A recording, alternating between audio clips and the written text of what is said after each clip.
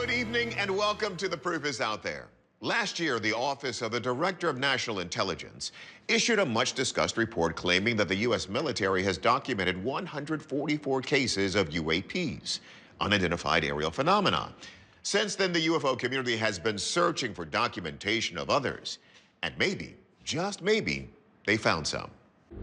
It's November 23rd, 2019. Not far from the southern border between Arizona and Mexico, Department of Homeland Security agents are flying an RC-26 surveillance aircraft on the hunt for drug smugglers, when suddenly their infrared cameras capture this. Let's zoom in for a closer look. The strange object has a solid body that tapers at one end with what looks like a smaller circle above the other end. Its odd shape has an uncanny resemblance to everyone's favorite bath toy, and instantly becomes known as the rubber duck UFO. In September 2021, UFO investigator Andy Marshall receives the footage from a secret source at the Department of Homeland Security. When I opened it, I realized, wow, this is like a leak of all leaks. I've seen many drones, I've seen balloon footage. This is what I do for a living. I do my due diligence, and I believe it's a legitimate UAP or UFO. Journalist MJ Benaya says the video took everyone by surprise when it first landed online. It is shaped like a rubber duck. This is definitely bizarre, but using the information on screen, we can deduce it seems to be around 6 feet in length. So it's quite a small object.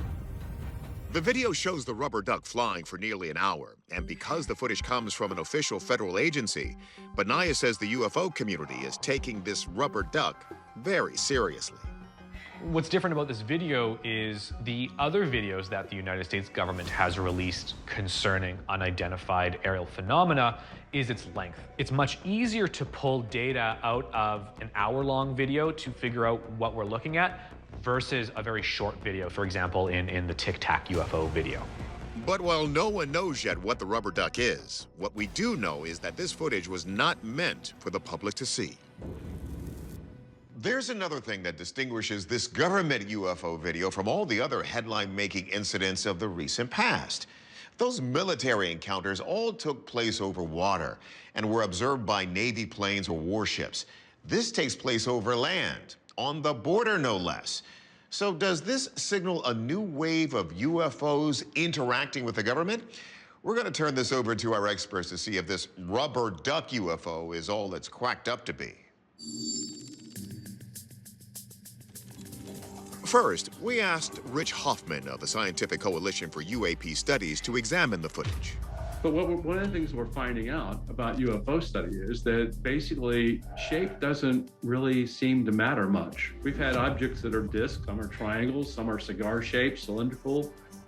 But while UFO shapes can be different, Hoffman notes that what typically defines a UFO are common behavioral characteristics, including hypersonic speed, cloaking, and transmedium travel. This one didn't seem to make any pronounced types of speed changes that we would say instantaneous acceleration. It didn't stop in the air and hover. It didn't do the things that you might typically see in a lot of UFO cases. So if the rubber duck is a conventional object, could it be an airplane? Hoffman says the shape of the object and the thermal nature of the camera offer clues. The temperature of the aircraft would not be the solid white that you see on that image. You would see the variations in terms of color. And in fact, in the very beginning of the video, you could see where the heat is maybe coming out of an exhaust part of that engine. And that's what it would have looked like. If a conventional aircraft is off the table, could it be another kind of machine? We take that question to aviation expert Tim McMillan. We know there's a lot of drone traffic that comes across the southern border in the United States, particularly with drug trafficking, some type of illegal substance that's being attached to a larger drone above it. The cheap cost and low skill level needed to operate makes drones a common tool used by cartel members to move drugs across the border. We should be able to see the characteristics of a drone. If this is a quadcopter drone, we should see those rotors spinning. We never see that. Based on just the totality of the factors, I don't have a good answer. Next, we ask science writer Mick West to take a look. We can use the data from this plane to measure how far it goes over the course of the video. It actually only moves about 8 to 10 miles over the course of the entire 20, 30 minutes that it's tracking the object. It seemed like it was moving 120 miles per hour, but since it only moves around 8 miles in like 30 minutes, It really means it's moving less than 20 miles per hour, which is not much faster than normal wind speed. So we know that this object probably isn't moving very fast at all. It doesn't change direction. It doesn't seem to change altitude. It's flying in a straight line. Mick adds up all these individual factors and arrives at a hypothesis. One possibility is this rubber duck shape is actually a bunch of balloons, where some of them are at the bottom of the body, and then the upper one is the head. It might just be some party somewhere. They just blew in the wind, and this is what we ended up with. So I think it's probably not some kind of alien spaceship. Ultimately, the video ends with the rubber duck still flying, leaving Mick to admit that his theory is just that, a theory. We don't know how this story ends. All we have is this section of the video. We don't know what happens after that. So there's still a mystery as to what happened after this video. Our verdict? Well, Mick's analysis of the balloon hypothesis has merit. The video doesn't give us a clear enough image to make that call with confidence. Whatever the image is, we know Border Patrol agents filmed it until their time in the air came to an end. They probably wouldn't have done that for something commonplace.